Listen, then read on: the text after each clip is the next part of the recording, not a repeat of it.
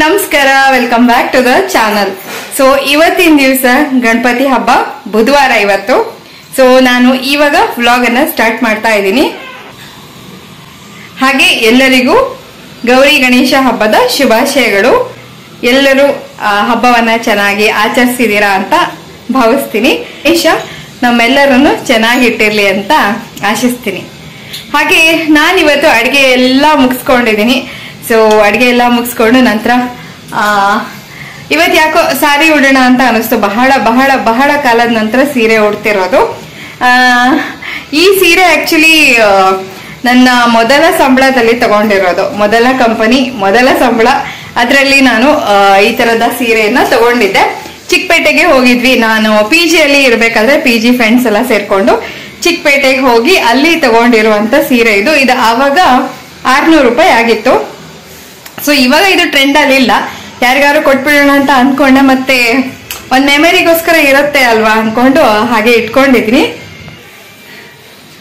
So ಈ ಸೀರೆಯ full look ಅನ್ನ ನಾನು ಆಮೇಲೆ ನಿಮ್ಗೆ ತೋರಿಸ್ತೀನಿ.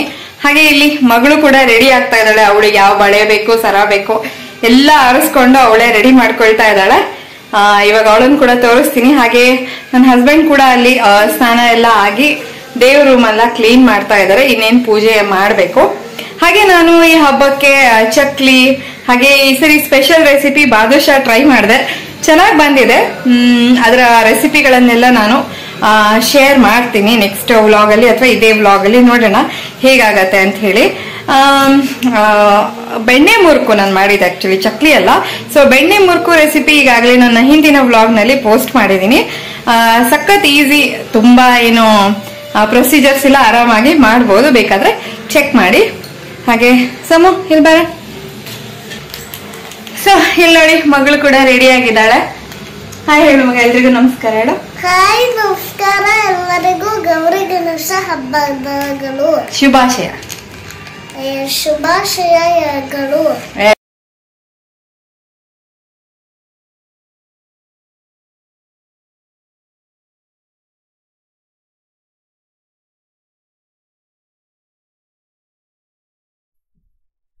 ಸೊ ನಾನಿಲ್ಲಿ ಎಲ್ಲ ಕೆಲಸಗಳನ್ನ ಅಂದರೆ ಮೇನ್ಲಿ ಅಡುಗೆಯನ್ನು ಬೇಗ ಬೇಗ ಮುಗಿಸ್ಕೊಳ್ಬೇಕು ಅಂತ ಟ್ರೈ ಮಾಡ್ತಾ ಇದ್ದೀನಿ. ಎಷ್ಟು ಬೇಗ ಬೇಗ ಮುಗಿಸ್ಕೊಳ್ಬೇಕು ಅಂದ್ರೂ ಲೇಟ್ ಆಗೇ ಬಿಡತ್ತೆ. ಹಬ್ಬದ ದಿನ ಬೆಳಗ್ಗೆ ಎದ್ದು ತಿಂಡಿ ಎಲ್ಲ ಆದ ನಂತರ ಕಸ ಗುಡಿಸಿ ನೆಲ ಒರೆಸಿ, ಅಫ್ಕೋರ್ಸ್ ಹಸ್ಬೆಂಡ್ ಮನೇಲಿ ಇರೋದ್ರಿಂದ ಅವರು ಹೆಲ್ಪ್ ಮಾಡಿದ್ದಾರೆ, ಇಲ್ಲ ಅಂತಿಲ್ಲ. ಆದರೂ ಅದೇನು ಅಂತ ಗೊತ್ತಿಲ್ಲ, ಅಂದ್ರೆ ಗಡ್ಬಡಿಯಲ್ಲಿ ಮಾಡೋದಕ್ಕಾಗಿ ಕೆಲವೊಂದು ಸ್ವಲ್ಪ ಚೆಲ್ಲಿ ಹೋಗಿ ರಂಪ ಆಗೋ ಸಾಧ್ಯತೆಗಳಿರುತ್ತೆ. ಮತ್ತೆ ಎಷ್ಟೇ ಪೂರ್ವ ತಯಾರಿ ನಾನು ಮಾಡ್ಕೊಂಡಿದ್ರು ಕೆಲವೊಮ್ಮೆ ಲೇಟ್ ಆಗೇ ಬಿಡತ್ತೆ. ಬಟ್ ಪರವಾಗಿಲ್ಲ, ನಿಧಾನಕ್ಕೆ ನಾವೇ ಅಲ್ವಾ, ಸ್ವಲ್ಪ ಲೇಟ್ ಆಗಿ ಊಟ ಮಾಡಿದ್ರು ಏನ್ ತೊಂದ್ರೆ ಇಲ್ಲ. ಹಬ್ಬ ಅಂದ್ಮೇಲೆ ಹಂಗೇನೆ ಸ್ವಲ್ಪ ಟೈಮಿಂಗ್ಸ್ ಹೆಚ್ಚು ಕಡಿಮೆ ಆಗತ್ತೆ. ಸೊ ಅಡ್ಗೆ ಒಂದು ಮುಗಿಸ್ಬಿಟ್ರೆ ಆಮೇಲೆ ನಮ್ಗೆ ಸಾಕಷ್ಟು ಫ್ರೀ ಟೈಮ್ ಸಿಗತ್ತೆ. ಬೇಕಿದ್ರೆ ಸೀರೆ ಉಡ್ಬೇಕು ಅಂತ ಅನ್ಕೊಂಡಿದ್ದೆ ನಾನು, ಅದಕ್ಕೋಸ್ಕರ ಟೈಮ್ ಬೇಕಾಗಿತ್ತು. ಹಾಗಾಗಿ ಬೇಗ ಅಡ್ಗೆ ಮುಗಿಸ್ಕೊಂಡ್ಬಿಟ್ರೆ ಅದಕ್ಕೆಲ್ಲದಕ್ಕೂ ಟೈಮ್ ಸಿಗತ್ತೆ. ಮತ್ತೆ ಪೂಜೆ ಮಾಡ್ಬೇಕಾದ್ರೂ ಅಷ್ಟೇ ನೀಟಾಗಿ ಇನ್ವಾಲ್ವ್ ಆಗಿ ಇರ್ಬೋದು. ಇಲ್ಲದೆ ಇದ್ರೆ ಅಯ್ಯೋ ಅದೊಂದು ಬಾಕಿ ಉಳ್ದಿದೆ, ಇದೊಂದು ಬಾಕಿ ಉಳ್ದಿದೆ, ಈ ತರದ ಯೋಚನೆಗಳಲ್ಲೇ ಕೂತ್ಕೊಳ್ಬೇಕಾಗತ್ತೆ. ಸೊ ದೇವ್ರ ಮುಂದೆ 2 ನಿಮಿಷ ಕುತ್ಕೊಂಡ್ರು ಭಕ್ತಿಯಿಂದ ಕುತ್ಕೊಳ್ಬೇಕು. 1 ಗಂಟೆ ಕುತ್ಕೊಂಡು ಅಲ್ಲಿ ಏನು ಭಕ್ತಿ ಇಲ್ಲದೆ ತಲೆಯಲ್ಲಿ ಬೇರೆ ಯೋಚನೆಗಳು ಹೋಗ್ತಾ ಇದ್ದಾರೆ, ನಾನಷ್ಟು ಅಂತ ಒಂದು ಕುತ್ಕೊಳ್ಳೋದನ್ನ ನಾನ್ ಪ್ರಿಫರ್ ಮಾಡೋದಿಲ್ಲ. ಸೊ 1 ನಿಮಿಷ ಕೂತಿದ್ರು ಭಕ್ತಿಯಿಂದ ಕುತ್ಕೊಂಡು ಎದ್ದೇಳ್ಬೇಕಷ್ಟೇನೆ.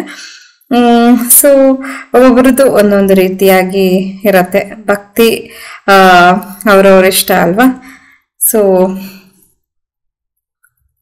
ಹೀಗೆ ಅವರವರ ಭಾವಕ್ಕೆ ಅವರವರ ಭಕ್ತಿಗೆ ಒಲಿವನು ಆ ಶಿವ ಅಂತ ಹೇಳ್ತಾರೆ. ಹಾಗೆ ಸೊ ಇಲ್ಲಿ ಅಡುಗೆ ಎಲ್ಲ ನಾನು ಮುಗಿಸ್ಕೊಳ್ತಾ ಇದ್ದೀನಿ. ಎಷ್ಟು ಅಡುಗೆ ಮುಗಿಸ್ಕೊಂಡ್ರು ಪಾತ್ರೆ ಒಂದು ಬಂದೇ ಬರುತ್ತೆ. ನಮ್ದಂತೂ ಸಿಂಕ್ ಅನ್ನೋದು ಅಕ್ಷಯ ಪಾತ್ರೆ ಅಂತಾನೆ ಹೆಸರಿಟ್ಬಿಟ್ಟಿದ್ದೀನಿ. ಹಿಂಗ್ ಪಾತ್ರೆ ತೊಳೆದಿರ್ತೀನಿ, ಹಿಂಗೆ ಮತ್ತೊಂದಷ್ಟು ಪಾತ್ರೆಗಳು ಬಂದು ಸೇರ್ಕೊಂಡಿರತ್ತೆ.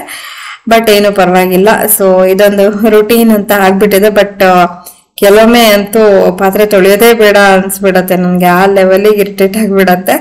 ಸೊ ಆದಷ್ಟು ಸಿಂಕ್ ಅನ್ನ ಫುಲ್ ಮಾಡ್ಕೊಳ್ದೇ ಇದ್ರೆ ನನ್ಗೆ ಆರಾಮ್ ಅನ್ಸುತ್ತೆ. ಅದಕ್ಕೋಸ್ಕರ ಆಗಾಗ ತೊಳ್ಕೊಳ್ಳೋದಕ್ಕೆ ಟ್ರೈ ಮಾಡ್ತೀನಿ.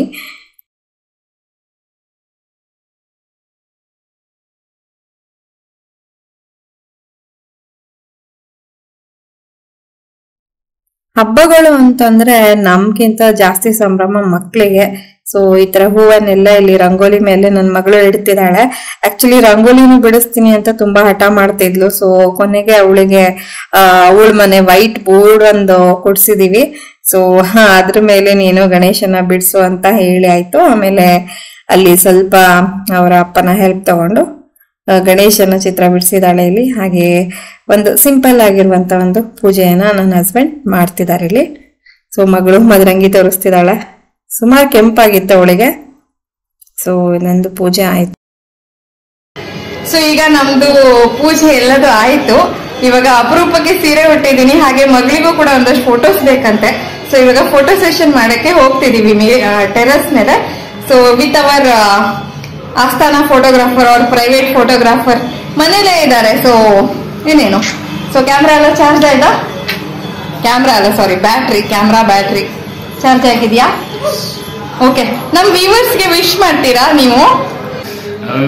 ಡೊಳ್ಳೊಟ್ಟೆ ಗಣೇಶ ಎಲ್ರಿಗೂ ಒಳ್ಳೇದ್ ಮಾಡ್ಲಿ. ಸೊ ಇಲ್ಲಿ ಟೆರಸ್ ಮೇಲೆ ಬಂದಿದ್ದೀವಿ ಫೈನಲಿ. ಒಂದಷ್ಟು ಫೋಟೋಸ್ ಅನ್ನ ತೆಗೆಸ್ಕೊಳ್ಳೋಣ ಅಂತ ಹೇಳಿ. ಇತ್ತೀಚೆಗೆ ಮೊಬೈಲಲ್ಲಿ ಫೋಟೋಸ್ ತೆಕ್ಕೊಳ್ಳೋದು ಜಾಸ್ತಿ ಆಗಿರೋದ್ರಿಂದ ನನ್ನ ಹಸ್ಬೆಂಡ್ ಹೇಳ್ತಾ ಇದ್ರು DSLR ಅಲ್ಲಿ ಕ್ವಾಲಿಟಿ ಹೇಗಿದೆ ಅನ್ನೋದೇ ಮರ್ತೋಗ್ತಾ ಇದೆ. ಅಷ್ಟು ಫೋನಲ್ಲೇ ಎಲ್ಲದು ದಿನಚರಿ ಅಥವಾ ಫೋಟೋಸ್ ವಿಡಿಯೋಸ್ ಎಲ್ಲವೂ ತೆಕ್ಕೊಳ್ತಾ ಇದ್ದೀವಿ. ಸೊ ಇವತ್ತು ಅಪರೂಪಕ್ಕೆ ಫೋಟೋಸ್ ಕೂಡ ತೆಕ್ಕೊಂಡಿದ್ದಾಯ್ತು. ಇವಾಗ ಕೆಳಗೆ ಬಂದು ಊಟ ಮಾಡ್ತಾ ಇದ್ದೀವಿ. ಸಿಂಪಲ್ ಅಡುಗೆ. ಸೊ ಕೋಸಂಬರಿ, ಚಕ್ಲಿ, ಬಾದುಷಾ, ಹಾಗೆ ಬೆಂಡೆಕಾಯಿ ಕಾಯಿ ರಸ. ಇದರ ರೆಸಿಪಿ ಎಲ್ಲದು ನನ್ನ ಚಾನಲ್ನಲ್ಲೇ ಇದೆ. ಸೊ ಬಾದುಷಾ ರೆಸಿಪಿಯನ್ನ ಫಸ್ಟ್ ಟೈಮ್ ಟ್ರೈ ಮಾಡಿದ್ದು, ಸುಮಾರಾಗಿ ಚೆನ್ನಾಗೇ ಬಂದಿತ್ತು. ಸೊ ಇದು ಪರ್ಫೆಕ್ಟ್ ಬಾದುಷಾ ರೆಸಿಪಿ ಅಂತ ನಾನು ಹೇಳೋದಕ್ಕೆ ಇಷ್ಟಪಡಲ್ಲ. ಸ್ವಲ್ಪ ಗಟ್ಟಿನೇ ಆಯ್ತು. ಸ್ವಲ್ಪ ಸಾಫ್ಟ್ ಆಗಿ ಬಂದ್ರೆ ಇನ್ನೂ ಚೆನ್ನಾಗಿತ್ತು ಅಂತ ನನ್ನ ಹಸ್ಬೆಂಡ್ ಹೇಳಿದ್ರು ತಿಂದ್ಬಿಟ್ಟು. ಸೊ ನನ್ನ ನೆಕ್ಸ್ಟ್ ವ್ಲಾಗ್ನಲ್ಲಿ ಇದರ ರೆಸಿಪಿಯನ್ನು ಶೇರ್ ಮಾಡ್ತೀನಿ. ಜಸ್ಟ್ ನನ್ನ ವ್ಲಾಗಿನ ಕಾಂಟೆಂಟ್ಗೋಸ್ಕರ ಇದು ಪರ್ಫೆಕ್ಟ್ ರೆಸಿಪಿ ಅಂತ ಹೇಳಿ ನಾನೆಲ್ಲೂ ಹೇಳ್ತಾ ಇಲ್ಲ. ಸೊ ನಿಮ್ಮ ಹಬ್ಬಗಳೆಲ್ಲ ಹೇಗಾಯಿತು, ಗಣೇಶನ ಹಬ್ಬವನ್ನು ಹೇಗೆ ಆಚರಿಸಿದ್ರಿ ಅನ್ನೋದನ್ನು ನನಗೆ ಕಮೆಂಟಲ್ಲಿ ತಿಳಿಸಿ. ಚೆನ್ನಾಗಿ ಆಚರಿಸಿರ್ತೀರಾ ಅಂತ ನಾನು ಭಾವಿಸ್ತೀನಿ. ಸೊ ನನ್ನ ವ್ಲಾಗನ್ನು ನಾನು ಇಲ್ಲಿಗೆ ಮುಗಿಸ್ತಾ ಇದ್ದೀನಿ. ವಿಡಿಯೋ ಇಷ್ಟ ಆಗಿದ್ದಲ್ಲಿ ಪ್ಲೀಸ್ ಒಂದು ಲೈಕ್ ಕೊಡಿ. ಚಾನಲ್ಗೆ ಹೊಸಬಾಗಿದ್ದರೆ ಸಬ್ಸ್ಕ್ರೈಬ್ ಮಾಡ್ಕೊಳ್ಳಿ. ಹಾಗೆ ಪಕ್ಕದಲ್ಲಿ ಬರುವಂಥ ಬೆಲ್ ಐಕನ್ ಅನ್ನು ಕೂಡ ಕ್ಲಿಕ್ ಮಾಡ್ಕೊಳ್ಳಿ. ಕಾಮೆಂಟ್ ಆ್ಯಂಡ್ ಶೇರ್ ಕೂಡ ಮಾಡಿ. Thank you for watching.